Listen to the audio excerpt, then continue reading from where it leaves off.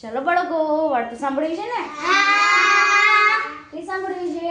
સંપિયા જામ. ચાલો, એક જંગલ હતું. જંગલમાં એક કબૂતરનું ટોળું ઉડતું ઉડતું જાતું હતું.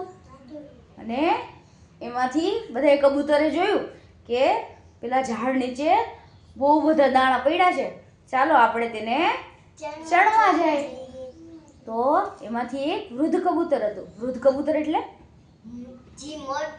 હા, બધાથી મોટું હતું ઉંમરમાં. તો એને કીધું, ના ના, કોઈ આમાં જાતું નહીં, કારણ કે તમે ક્યારે જંગલમાં એકસાથે એટલા બધા દાણા જોયા છે? હે, આપણે ચબૂતરે નાખવા જાય છે, જંગલમાં કોઈ નાખવા જાય છે નહીં. વૃદ્ધ કબૂતરે કીધું, પણ કોઈ માયનું નહીં. અને બધા કબૂતર ત્યાં ચણવા બેસી ગયા. ત્યાં શિકારી ઝાડવા પાછળ છુપાણો હતો. એને ઝાડ પાથરી અને બધા કબૂતરને એમાં લઈ લીધા. અને કબૂતરને તો સમજાણું કે વૃદ્ધ કબૂતર કહેતું હતું એ સાચું જ હતું કે અહીંયા જંગલમાં દાણા ચણવા બેસાય નહીં, એકસાથે એટલા બધા દાણા હોય. પણ આપણે કંઈ માયના નહીં, એટલે શિકારીના હાથમાં આવી ગયા છે.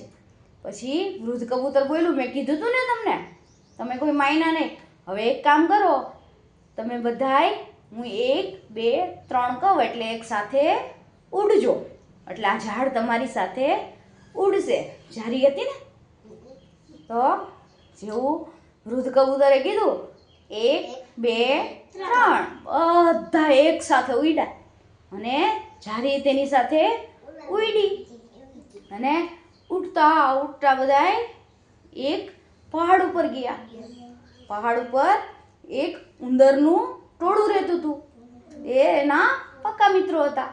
પછી ઉંદરને જઈને બધી વાત કરી. અને ઉંદર શું કરે? બધું કાતરી નાખે. અને ઝાડ બધા ઉંદરો થઈને જે ઝારી હતી એ બધેથી કાતરી નાખી. સમજાણું? કબૂતરો બચી ગયા. પણ કેમ, શું કામ? ત્યાં બધાનો સંપ હતો. વૃદ્ધ કબૂતરે કીધું એવી જ રીતે પછી બધા એક સાથે ઉડ્યા. એમાંથી એક જણાએ એમ કીધું, ના મારે કાંઈ નથી ઉડવું. તો બચત નહીં, શિકારી પકડીને લઈ જાય. સમજાણું? તો સંપીને ઉડ્યા એટલે બચી ગયા. ઉંદર એના પાકા મિત્રો હતા. મિત્રો મદદ કરે ને, એટલે બધા કબૂતરો બચી ગયા. સમજાણું? સરસ, મજા આવી.